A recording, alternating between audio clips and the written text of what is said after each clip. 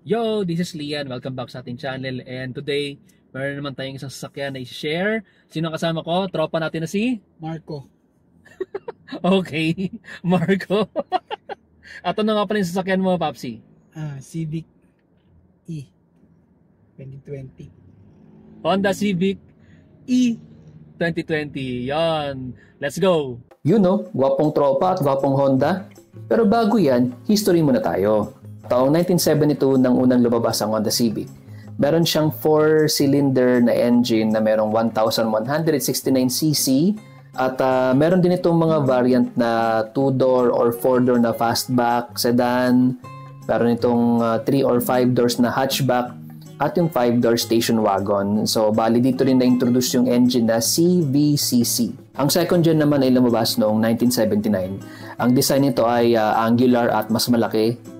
Mas malakas ang makina nito na merong 1300 at 1500 na version. Sa transmission, meron itong 4-speed manual sa base model, 5-speed manual at 2-speed semi-automatic na tinawag ni Honda na Honda-matic. Meron din itong 3-door at 5 doors na hatchback, 4-door sedan at 5-door wagon. Kasunod naman nun is yung Gen 3 noong taong 1983. Mas angular ang design nito kumpara dun sa second gen. Meron din itong engine na D-Series, 1.5 liter CVCC engine at merong 76 horsepower. Meron din itong coupe or coupe version na CRX, yung mas pogi.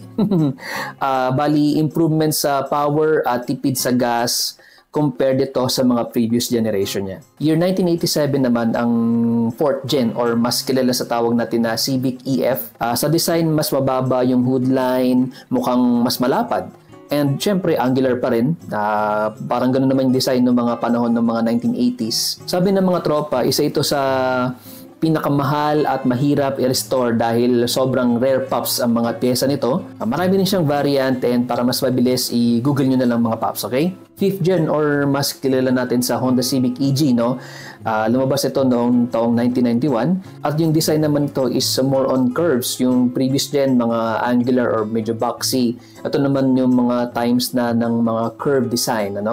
Naalala ko tuloy yung kotse namin na napakaganda, hatchback na EG. Nakakamiss din. Isa ito sa mga Honda Civic na kinababaliwan ng mga pogi dyan. Pagdating sa customization, power modification, JDM parts at etc. Meron siyang hatchback version at sedan version na lumabas dito sa atin locally at meron din siyang coupe version sa ibang bansa naman. 6th gen Honda Civic or mas kilala natin sa Honda Civic EK. Ito ang tinatawag na the shit pagdating sa Honda Civic. Ito yung mga kotse ng mga fuckboy, sabi nila yun, bahala sila dyan. Pagdating sa looks, modification, potential at performance, sky's the limit basta malaki ang bulsa mo dahil nakakabaliw ang JDM at mga rare pops na parts nito. Ito yung mga pangarap ng mga tito nung araw, kahit naman yung mga generation ngayon na mga nagre-restore. Ito talaga yung Honda Civic na nakakademonyo or nakakabait. Bahala kayo, depende kung saan kayo doon. Lumabas naman noong year 2000 ang 7th generation ng Honda Civic or mas kilala natin sa pangalang Dimension. This time, naging mas classy ang design niya. Yung tipong nagbinata na yung F-Boy na Honda Civic previously. Ito yung tamang clean look lang, all goods na. Siyempre, nandiyan pa rin naman yung performance modification, upgrades, and customization. Sunod naman ang 8th generation ng Honda, yung Honda Civic na FD. Lumabas siya noong taong 2005. Bali, yung design nito is mas pinalapad at aggressive ng kanyang itsura. Isa rin ito sa mga the shit pagdating sa Civic lineup. Mod sa body, engine, alams na ng mga Honda boys yan. Sabi nila malakas daw to sa gas pero who cares? Ang mahalaga, happy ka naman, di ba? 9th gen Honda Civic or Honda Civic FB. Lumabas ito noong 2011. Isa to dun sa mga tipong nagbinata na yung mga totoy nung araw. Classy look ang dating pero same beast pa rin naman yan. Ika nga nila yan ang nag-mature. Ang 10th gen Honda Civic ay lumabas noong year 2015. Para sa akin, ito ang pinaka-astig at maangas na design ng Honda Civic. Astig ang design dahil maraming sharp lines, maraming sharp edge, at basta astig, yun na yun. Samahan pa ng power at performance, the gift that keeps on giving talaga. At yung current Honda Civic naman is yung kanyang 11th gen na lumabas noong year 2022. Man maximum, machine minimum. Yan ang principle ng Honda Civic pagdating sa design ng sasakyan na to. Kung ang previous gen ay sharp at aggressive, ito naman is sporty at elegante at the same time. Yung tipong chill lang tapos bigla kang papalagan. Ganito yung dating nun, no? Malapad yung design, classy, pero may konting angas yung dating. Yan ang ating 11th gen Honda Civic. Yan, Papi. Matanong ko lang, ano ba yung reason bakit ito yung mga... Oh, sorry. Yan. Ito yung nagustuhan mong sasakyan, Papsi. Anong reason behind it?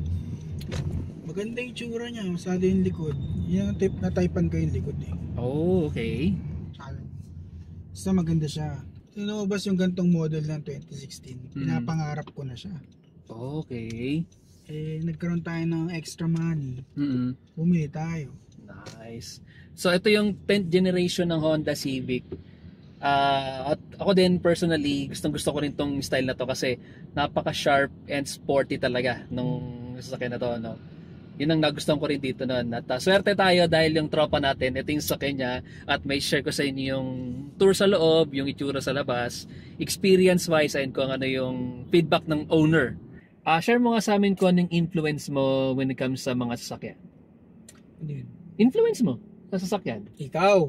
Oh, ba't ako? Ano nangyari? Ikaw yung influence ko. Yun, so maliban sa akin, ano pang nag-influence mo, Papsi? Wala eh. Gusto ko lang talaga magkotse. Marco, share mo nga sa amin, ano ba yung first car mo? Yan. Ang first car ko, Toyota Corolla. Yun, 94. Toyota Corolla, 94. Anong variant nun? GLI. GLI. Big body yun. Matic ba yun, manual? Siyempre, manual. Anong nangyari dun, Papsi? At ano yung next na sasakyan mo dun sa Corolla? Sa Corolla na ngayon, ano nangyari? O, yung anong nangyari doon, tapos anong after nun, ano yung sasakyan? Aksidente ako ron eh. Oh, hindi nga, seryoso? Na-UP yung harapan likod. Kagano nangyari? Siyempre, buhay pa rin ako. Oo nga, kasama kita. Pero di ko alam, totoo ba? Oo, 2015. Tapos, ano sa kotse? Pinayos nung nakabangga. Tapos, di na bumalik sa dati niyang galawan. after nun, anong naging sasakyan mo na? Dahil kailangan ko sasakyan, bumili akong Vios. Okay. Yung Batman. Okay. Luma, 2013. Manual matic. Manual pa din. Manual pa rin. Ano yung nangyari dun sa, sa Vios mo na Batman? Yung Vios, since isa lang yung pwedeng magkasya parking. Okay. Binenta ko yung Luma. Bakit? Since dalawa ba yung sakay mo nun? Ang time na yun? Dalawa. Pag ito, isa, tsaka yung Vios. Okay. So during kotse mo yun, ito na, pangalawang kotse mo na to. Okay, so since problem sa parking, benta na isa. Okay, ayos din. Pogi problems talaga yung mga ganun. Daming kotse, problema yung parking eh, no? Ganun talaga yung mga masarap na problema eh. So, eto, nakaupo ako sa harapan ng sasakyan ng tropa natin, si Marco. Ayan. Masasabi ko na hindi siya masikip. Maluwag siya. Siguro ang masasabi ko lang sa ride experience ko is mababa yung roof kasi in a sense na para siyang sloping down. So, well, design naman niya kasi sporty, no. Mataas yung yung headroom niya, no. Wala namang problema, mataas siya. Yan, no, parang isang dangkal pa nga yung clearance sa ulo ko niyan eh. Pero since sporting design niya, yan, no, para siyang you get the feeling or you get the sense na sharp yung sasakyan. Parang gano'n, yung dating niya. Comfort, I love it. Komportable, malambot yung cushion ng upuan, ayan. Malambot naman. Yung adjustment ng upuan mo, may mga electronic or manual lahat, no? Manual. Ito eh. Pero yung mga automatic na pati sa Okay. upuan, pinuha mo na yung RS. Yung talaga mga top of the line na mga datingan. Sound check. Sound check. Hindi yung volume. Huwag yan. Baka makaka-copyright tayo. Yung cabin. Sound sa cabin. Tahimik naman. Tahimik siya. Pero marinig mo pa rin yung mga, let's say yan, yung jeep. Sana, hindi ko alam kung makaka-capture sa camera. Pero marinig mo yung mga, let's say, jeep sa labas. Rinig pa rin naman. Hindi siya yung parang sobrang kulob na kulob yung dating. So may sense ka pa rin na, for me sa opinion ko lang, mas gusto ko yung ganun. Kasi mas sense mo yung kalsada. Marinig mo yung mga kotse sa paligid, ganun. palalaman mo kung saan yung mga malapit na mga sasakyan. Ganun. Oh, for me, in opinion ko lang yun. May iba siguro gusto yung parang wala talagang marinig. Siguro yung mga makikita mo sa mga mga luxury level na mga sasakyan. Ano? Pero mas gusto ko yung gano'n, yung may narinig ako mga sasakyan. Wag lang sobrang ingay kasi nakakairita. Ilan taon na ba sa itong kotse na to? 4 years. 4 years na rin. Tapos sa tagal mo na pagmamaneho, kamusta yung drive niya? How does it feel sa road, everything? Smooth. Tapos, ano yung nagustuhan mo sa kanya? Yung maganda siya, yun lang. Ano yung dislike mo na lang? Dislike ko, kung meron man. syempre Civic to. So, malakas sa gas. Talaga ba? Saktong malakas sa gas, sakto. Kasi 1.8 to eh. 1.8. May turbo to? Wala, RS ang may turbo.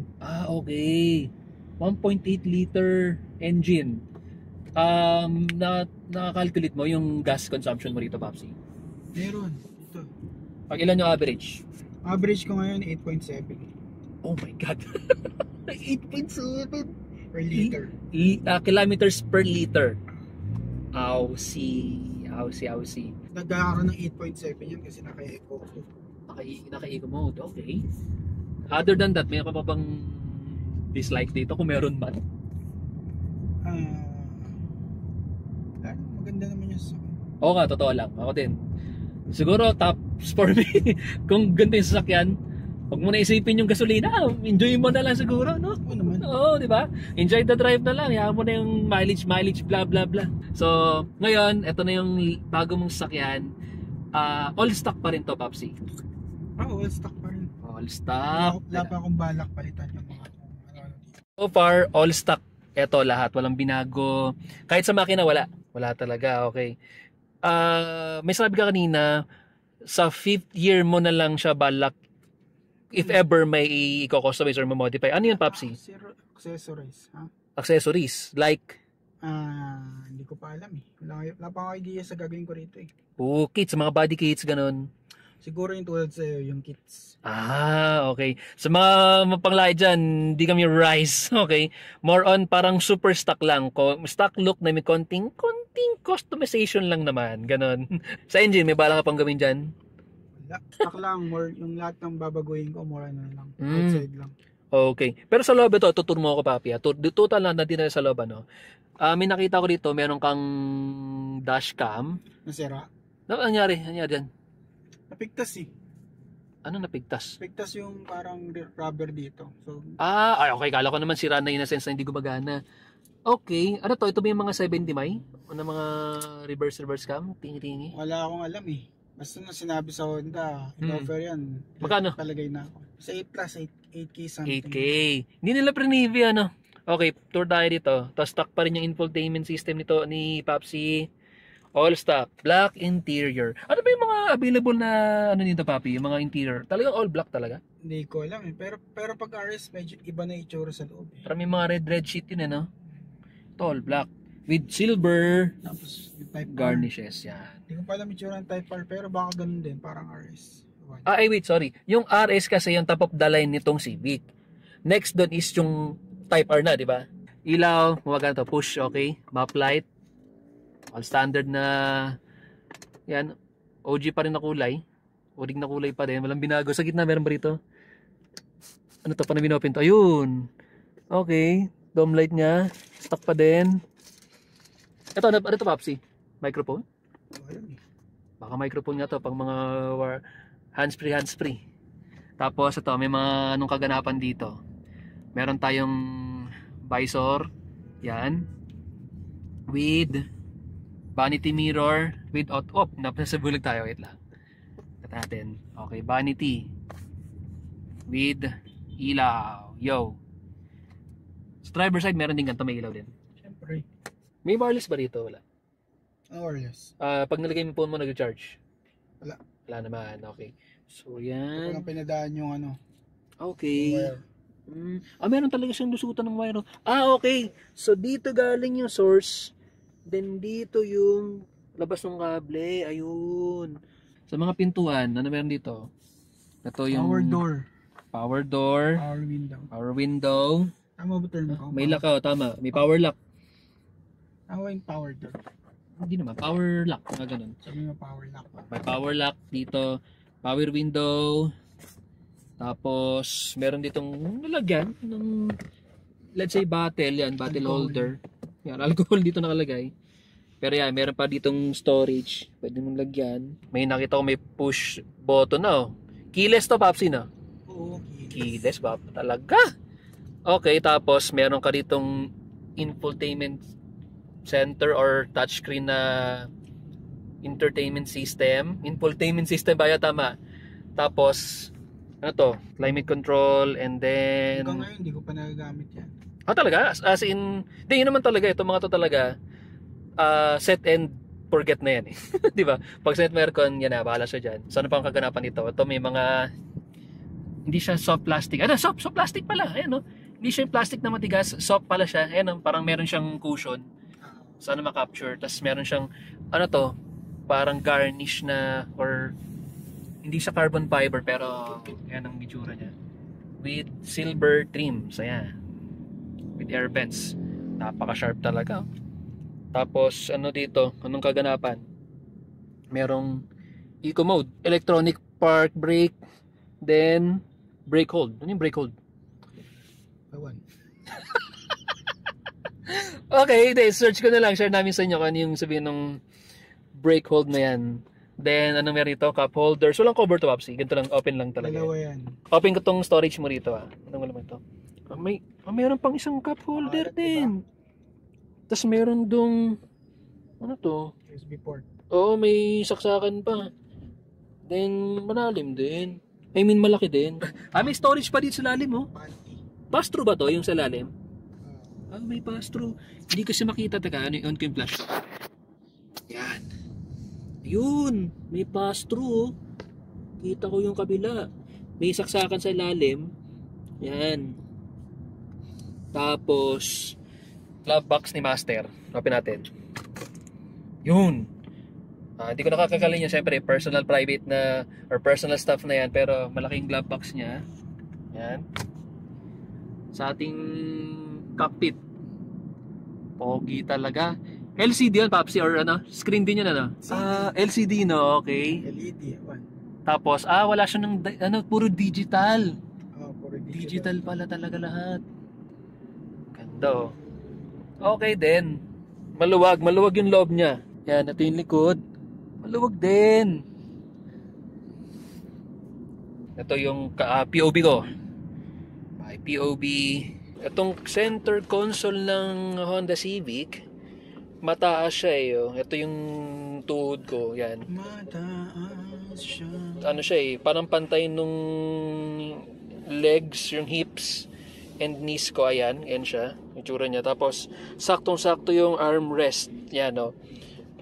Dito sa kabila, sakto rin yung arms mo. So, POV ko, ayan, ganyan. Yan siya, parang lakas maka VIP.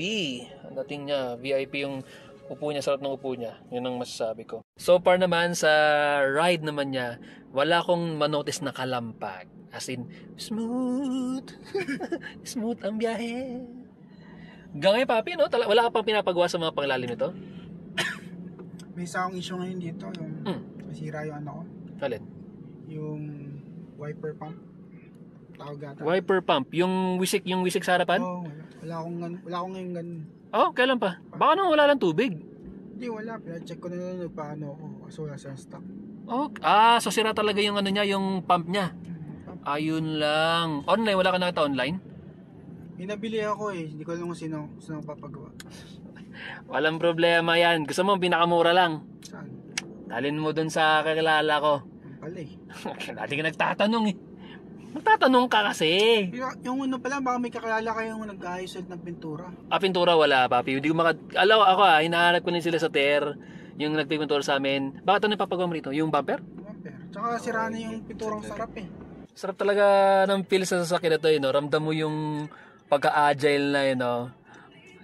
Ikaw, papi, ano masabi mo? Smooth na smooth, no? Smooth. Mabilis talaga, no? Magkano bili mo rito? 1182 yata. 1182. 1182. Yan. So, yun yung time pa yun. 4 years ago. Ang SRP niya. 1182. 2020 pa yun. 1.1, 1.2, mga ganun. 2020. Almost 1.2. Almost 1.2, ano. Tapos talaga, every piso. Ano talaga, sulit talaga sa kotse ito eh. No? Ilan ang mileage ito ngayon? May kita ba dyan? 12 pa lang. 12 what? 12,880. 5,080 kilometers pa lang, oh. Wasaring-wasari. Grabe. Meron siyang separate button sa mga controls, then touchscreen. So, tama naman kasi kung nagdadrive ka nga naman at wala mga button na ganyan, titignan mo pa yung screen mo, nakakaano mag-drive, no? At least yan, meron ka mga physical button na by muscle memory, alam mo kung saan yung reach out. Yan, hindi ka na kailangan tumingin sa sasakyan.